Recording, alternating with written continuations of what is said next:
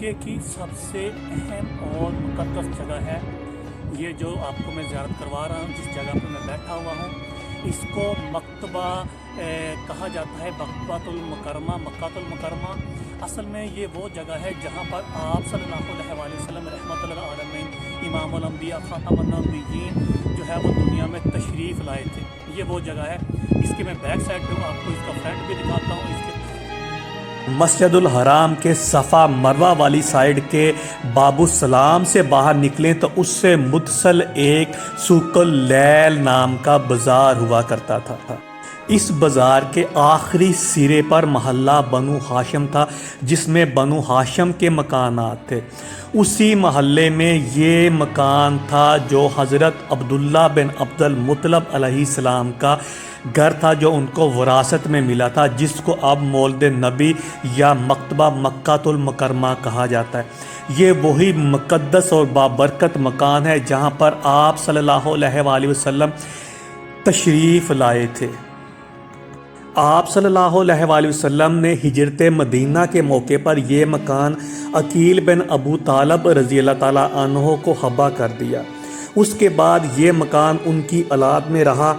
پھر ان کی اولاد میں سے کسی نے یہ مکان حجاج کے بھائی محمد بن یوسف ثقفی جو یمن کا گورنر تھا، اس کو فروخت کر دیا، اور اس نے اس مکان کو اپنے مکان کے ساتھ، اس جگہ کو اپنے مکان کے ساتھ ملا لیا، اور اس جگہ کو دار بیضا کہا جانے لگا، یعنی سفید گھر۔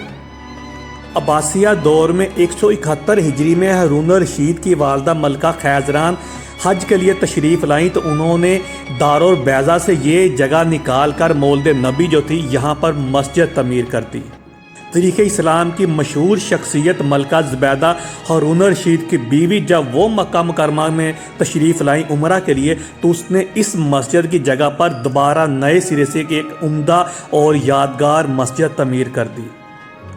اس کے بعد وقتاً فوقتاً یمن، مصر کے سلاطین اس کی مرمت اور تجدید کرواتے رہے۔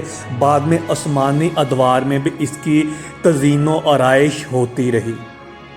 مشہور سیاح ابن بطوطہ، قاضی مکہ، امام نجم الدین محمد الطبری اور امام قطب الدین الحنفی المتوفی 988 ہجری لکھتے ہیں کہ اس جگہ پر دعا بہت جلدی قبول ہوتی ہے۔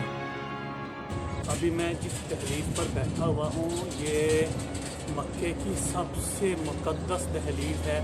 اگر یہ خانہ کعبہ کی دہلیز سے زیادہ نہیں ہے تو خانہ کعبہ کی دہلیز سے کم نہیں ہے۔ یہ وہ جگہ ہے، یہ وہ مقدس مقام ہے جہاں پر امام الانبیاء، خاتم النبیین، سید الرسل جناب رسول پاک صلی اللہ علیہ وآلہ وسلم تشریف لائے تھے۔ اس جگہ کو مکتبہ مکۃ المکرمہ کہا جاتا ہے۔ یہ اس کی دہلیز پر میں بیٹھا ہوا ہوں۔ بہت اہم اور مقدس جگہ ہے۔ اس کے علاوہ بھی میں آپ کو 2 مزید زیارتیں کرواتا ہوں، وہ بھی بہت مقدس زیارتیں ہیں۔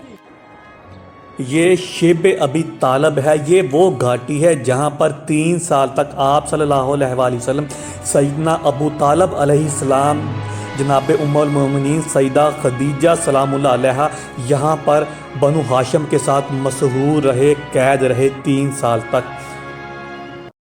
جبل ابو قبیس یا جبل امین یہ مکہ کا مشہور پہاڑ ہے۔ یہ صفا کی سائڈ پہ واقع ہے۔ صفا پہاڑی اسی کے دامن میں چھوٹی پہاڑی تھی۔ یہ سامنے جو آپ ہوٹل دیکھ رہے ہیں اس کو جبل ابو قبیس کہا جاتا ہے۔ یہاں پر حضرت آدم علیہ السلام کی ایک روایت کے مطابق قبر بھی تھی۔ اب یہ دیکھیں، یہ وہ کھڑکی ہے جہاں پر وہ عورت آپ صلی اللہ علیہ وسلم پر کوڑا پھینکا کرتی تھی۔ اب یہاں پر جبل ابو قبیس پر ہوٹل بنے ہوئے ہیں۔ یہاں پر آپ صلی اللہ علیہ وآلہ وسلم نے چاند کا معجزہ دکھایا تھا۔ چاند 2 ٹکڑے ہو کر اسی پہاڑ پر گرا تھا۔ یہاں پر ایک مسجد ہوا کرتی تھی جسے مسجد حلال اور بعد میں مسجد بلال کہا جانے لگا۔ یہیں پر طوفان نوح کے وقت حضرت جبرائیل علیہ السلام نے حجر اسود لا کر رکھا تھا۔ اسی وجہ سے اس پہاڑ کو جبل امین بھی کہا جاتا ہے۔ بہت مقدس اور بابرکت پہاڑ ہے یہ مکہ کا۔ لبيك اللهم لبيك لبيك لا شريك جبل ابو قبیس کے دامن میں یہ صفا پہاڑ ہے۔ حاجی اپنا حج اور عمرہ کرتے ہوئے سعی کا آغاز شروعات اسی پہاڑ سے کرتا ہے اور یہیں سے پھر بھاگتا ہوا مروہ کی طرف جاتا ہے۔ سیدہ ہاجرہ سلام اللہ علیہا سیدنا ابراہیم علیہ السلام کے لیے پانی کی تلاش میں سب سے پہلے اسی صفا پہاڑ کی طرف آئی اور پھر یہیں سے بھاگتی ہوئی مروہ کی طرف گئی تھی۔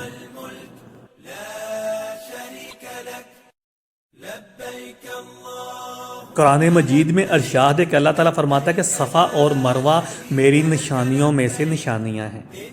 یہ مروہ ہے، یہیں پر آخری چکر کا اختتام ہوتا ہے سعی میں حج یا عمرہ کرتے ہوئے۔